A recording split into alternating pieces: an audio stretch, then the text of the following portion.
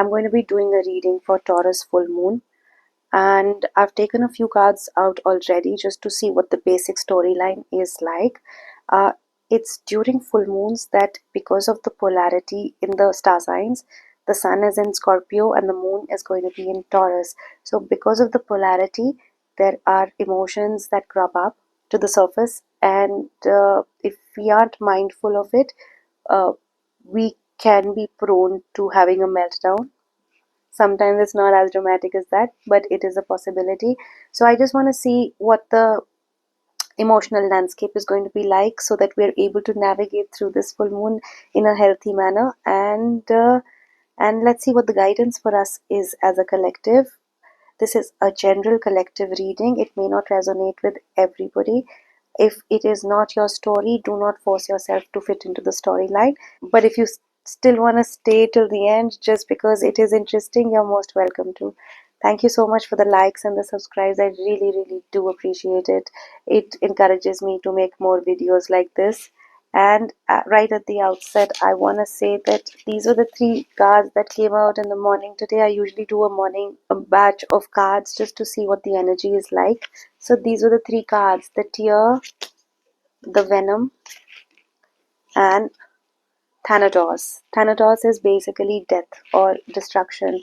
So there's an end of a cycle as far as something toxic is concerned in your environment, and there are going to be tears involved.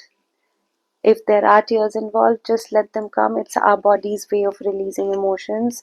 Our bodies are very intelligent. So it will also soften you somewhere. So do not resist this energy. If it does show up during this full moon, it is only coming in to help us. So that is that. I took out 5 oracle cards, uh, starting with the mending card. Now, mending could be anything. It could be a relationship between you and another person. It could also be us mending our own inner child. So, if there is some sort of sadness that does crop up during this full moon, look into it and go back as far as you can in this lifetime. But if you cannot for some reason pinpoint that, oh, it is because of this in this lifetime that I am feeling sad, then it is a possibility that it's a past life karma that you may be carrying in your cells. So without questioning it, do some sort of inner child healing where you integrate that aspect of you in a healthy manner, and you can move forward uh, with honesty and love. Yeah. Another card that's come out is the loyal hearts. We could be mending our own heart. If there was a heartbreak involved, it could be romantic, it could be anything. Our heart breaks, my heart breaks for every little thing. It could be rooted in the most banal of things, but if it does crop up, if it does come to the surface, do not question it, deal with it. For if we don't deal with it, it's going to remain in the system, and then uh, it's going to crop up at a time where you won't expect it, and it might not be the best. Spirit is also asking us to go the distance. It's saying that, to heal, to mend our loyal hearts, we have to make sure we go the distance, for it will heal our yin energy, the Venus aspect within us, and Venus is associated with prosperity. The feminine is the magnetic part of us. The feminine is the receiving part of us. Once we are okay with being in this energy, we are able to attract all the right things to us, for it will also bring us peace. So those were the oracle messages. I'm going to place them here, and all in all, the mending has to take place, for our heart to heal. So there's a lot of heart chakra um, healing involved, and going the distance will also address some of the collective grief that we may be carrying. If you're highly sensitive as a person, you may be carrying collective grief for the feminine aspect. For it hasn't been easy for the feminine energy to be in this 3D reality. Without sounding too much of a feminist, it isn't built uh, for women, and we are still fighting, at a subconscious level to have our needs met, have our rights, and truly for basic things that the masculine aspect is in us also is it's a privilege, and we don't even know that it is a privilege, right? So yeah, we may be healing that aspect of us, and which will bring us to peace. I don't know, all my readings have to kind of end in peace, which is great in a way, isn't it? Let's see what blockages will be coming up uh, for the full moon in Taurus, and how do we go about navigating them, healing them, and feeling them. Let's see. All right, Spirit, let's see what the message is for the collective. What are the messages? What are the blockages showing up? What are the blockages showing up? What are the blockages showing up? Bottom of the deck, Eight of Pentacles. You gotta stay hard at work, right? Yeah, it's time to get to work when it comes to healing our own emotions. The energy starting. One of the blockages is Five of Wands. Five of Wands signifies conflict. There is a lot of fire, a lot of solar plexus energy, and when we think from a solar plexus energy, it can, if it's not given the right direction, it can become feisty for no reason at all. So there is conflict, and that could pose as a blockage. The second one, oh, Five of Swords, another one, another conflict. You see how the heart, which is the green, is fighting with the solar plexus, and there's truly no winner here, right? Because we are also thinking from our mind over here. Here we are thinking from the fire element, here we are thinking from the air element, which is the mind, right? Another blockage is the Four of Cups. Again, sadness cropping up for missed opportunities, uh, the love that we did not receive, something that was not given to us, and we are not seeing that there are these three cups upright right in front of us. But because we did not receive this particular cup, we are going to sulk. So that's another blockage. And perspective could be another blockage. Do we have a problem with seeing things from another person's point of view? Yeah, are we so consumed by our own emotions that we are not even willing to or capable of seeing things from another perspective? This is definitely karmic, so there's a karmic block over here. As we go further, we'll discuss and we will find out what this judgment card is. Let's see.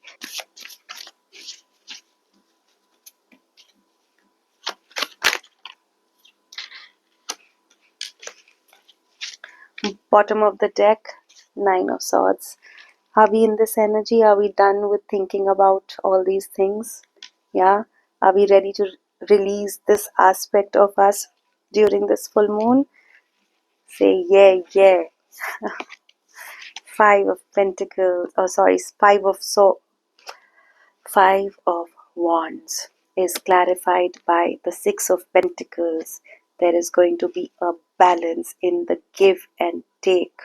So we are coming in with a perspective or an action or something that's going to take place, which is going to heal this energy.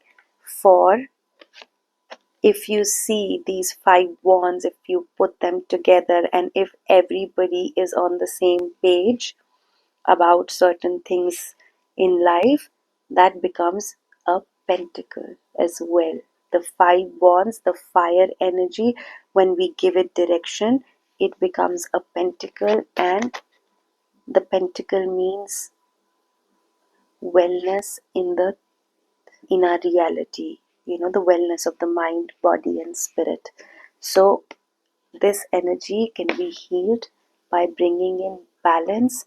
Make sure the energy exchange that you have with another is balanced. If you don't feel like giving anymore, then just rein in all your resources, use them for yourself, give yourself the self care and self love and attention until you can come to a point of neutrality and you can start giving to the other person. Until then, use everything for your own well being. Another energy for conflict is the Five of Swords. Everybody's feeling dejected, nobody's happy because everybody's thinking from their mind. How do we heal this? By listening to the High Priestess within. The High Priestess is the inner wisdom, that inner knowing, and it's come out with the Yin card as well. She is the mysterious force that always knows how to go about things with a certain restraint and also patience. So listen to that inner voice. If it is unclear at the moment, cultivate it so that you're able to deal with this energy in a healthy manner. The more you cultivate it, the more the yin aspect within you will heal as well. The Four of Cups is clarified by the Chariot. The Chariot is this energy of fast movement. It's probably asking us to get up and get going. It's saying the more we are in movement, the more the chariot is going to gain momentum and it's going to take you into a reality which is more balanced. We know the shadow and the light aspect of us, and we are holding it in a way where it goes the distance towards our own healing. All right. Okay, the next one is Hanged Man. Why are we not able to see things from another person's perspective?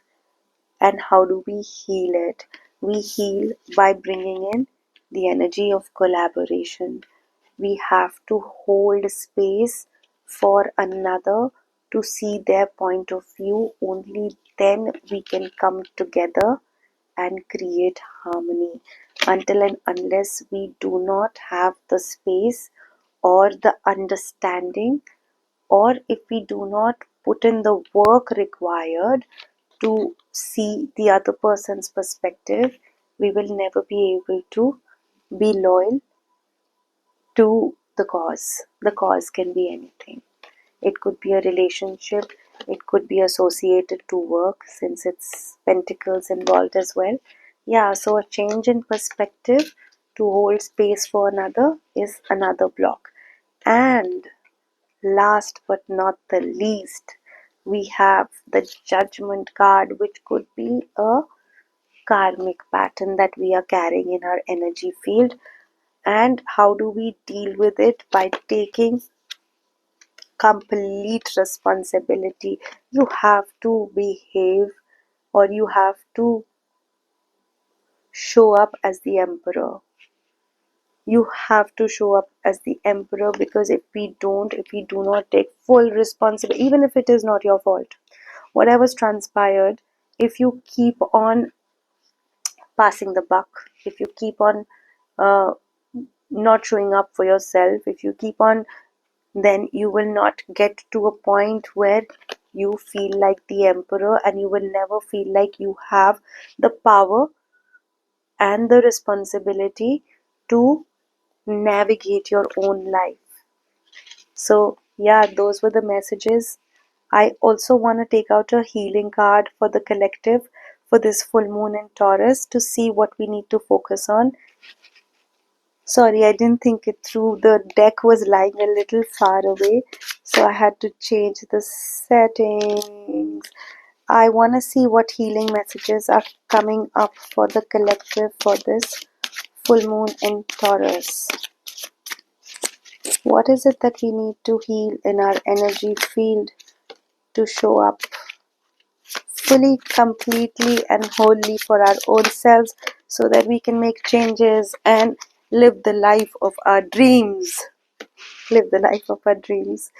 All right, psychic gifts. Wise sage, awareness, call to action. Spirit is saying that you have psychic gifts that you have not being, you are not accepting, you are not cultivating. And shadow mirror, deep healing, understanding, and seer. See, it's very similar energy, right? You are underestimating your own gifts, and spirit is asking you to show up in a way where it's time for you to show up as the emperor to your own life. And this is also a pattern, yeah, a subconscious pattern where you are avoiding responsibility or without any reason. Sometimes we just have these blockages we don't even know about, and they just show up. So show up for yourself in this mode. Start taking responsibility, start doing things for yourself, small little things to make changes. And Akasha, that's another card that's popped up for healing. This is the air element. Yeah, it's saying strip back and simplify, look to your origins. So healing the ancestral wounds is showing up as well. So the deeper we go into healing the ancestry, the more we will show up in this reality and be accepting of our own psychic gifts, and be there for others as well in whatever capacity we can be. So those were the messages for the full moon in Taurus. I hope these helped you somewhere and they resonated. And look after yourselves during this transition. Full moons can be intense, yeah, but when we make arrangements and we know that this is what we should be expecting, um, we are better prepared, and we can cruise through it in an easier manner, in a better flow, yeah. And we are aligned to the universe and the cosmic energies, which makes our life easier as well. So those were the messages. I hope you enjoyed the video. I'll see you next time. Lots of love. Thank you.